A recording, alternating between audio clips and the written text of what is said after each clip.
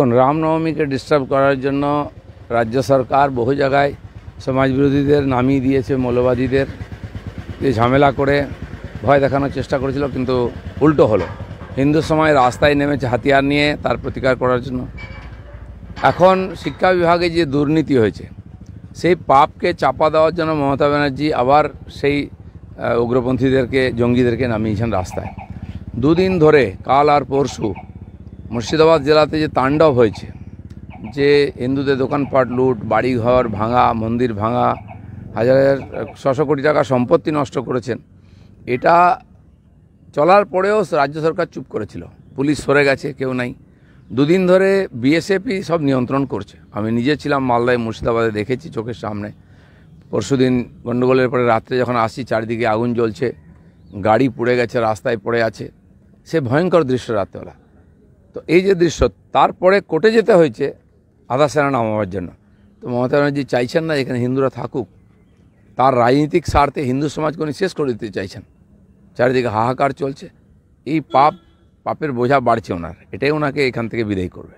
একদিকে যখন মুর্শিদাবাদে হিংসার আগুন জ্বলছে, অন্যদিকে ডিজি নিজে প্রেস কনফারেন্স করে বলছেন শুধুমাত্র গুজব। ডিজি আমাদেরকে গল্প শোনাচ্ছিলেন কালকে, লজ্জা করে না?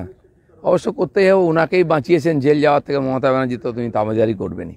কিন্তু মিথ্যাচারের একটা সীমা থাকা উচিত। কম্পিটিশান চলছে, কে কত মিথ্যা বলতে পারে। কিছু হয়নি, কোথাও নাই। বাড়িতে ঢুকে হিন্দু পরিবারের বাবা আর ছেলেকে খুন করা হলো, তারা মূর্তি বানাতো ওখানে।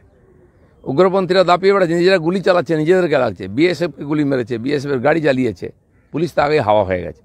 যে অকর্মণ্য ডিজি, যার কোনো ক্ষমতাই নেই, যার পুলিশকে খুঁজে পাওয়া যাচ্ছে না, মানুষ হাহাকার করছে, পাড়া পাড়া থেকে ফোন আসছে, কোথাও পুলিশ নাই, আর এই জঙ্গিরা দাপিয়ে বেড়াচ্ছে সব জায়গায়। এই ধরনের পরিবেশ পশ্চিমবাংলায়, এ তো ভয়ঙ্কর অবস্থা। যত ইলেকশন আসবে আরও বাড়বে এটা, কারণ ওনারা চান এইভাবে জঙ্গিদের ভোট পেয়ে জিততে। বাংলাদেশ থেকে লোকেরা এসে উৎপাত করছে, কোনো রোকটোক নেই। আপনি বলছেন মমতা বন্দ্যোপাধ্যায় ভোট রাজনীতি করছে, কিন্তু মমতা বন্দ্যোপাধ্যায়, অভিষেক বন্দ্যোপাধ্যায় দুজনেই গতকাল বলেছেন বাংলার সংস্কৃতি এটা নয়, শান্তির বার্তা দিচ্ছেন। তাহলে সত্যি কি বাংলার সংস্কৃতি কখন মনে পড়ে ওনাদের? সিএ হলো 3 দিন ধরে আগুন জ্বলেছিল, তখন কি সংস্কৃতি ছিল? নূপুর শর্মা কি বললেন দিল্লিতে, এখানে 3 দিন ধরে আগুন জ্বললো, আর হিন্দুদের উপরে অত্যাচার হচ্ছে। এই সংস্কৃতি কে এনেছে? টিএমসি এনেছে। মমতা ব্যানার্জি, অভিষেক ব্যানার্জি নিয়ে এসছেন। সে অভিষেক ব্যানার্জি ডায়লগ মনে আছে? আমরা নবান্ন অভিযান করেছিলাম বলে বলেছিল কপালে গুলি মারতে হবে। এখন কি পেছনে গুলি মারবেন?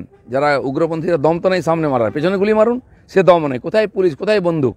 কাকে বোকা বানান আপনারা? কলকাতা থেকে ভালো ভালো কথা বলা হচ্ছে, আর লোক হাহাকার করছে। মুর্শিদাবাদ থেকে লোকে গঙ্গা পার হয়ে মালদায় চলে যাচ্ছে বাঁচার জন্য, নদিয়ায় পালিয়ে আসছে। মুর্শিদাবাদ জেলা উপদ্রুত জেলা হয়ে গেছে, পশ্চিম বাংলাদেশের সঙ্গে, পশ্চিম বাংলাদেশ হয়ে গেছে, ওটা বাংলাদেশের সঙ্গে এক্সটেন্ডেড হয়ে গেছে। বাংলাদেশিরা উৎপাত করছে, আমরা দাঁড়িয়ে দাঁড়িয়ে দেখছেন।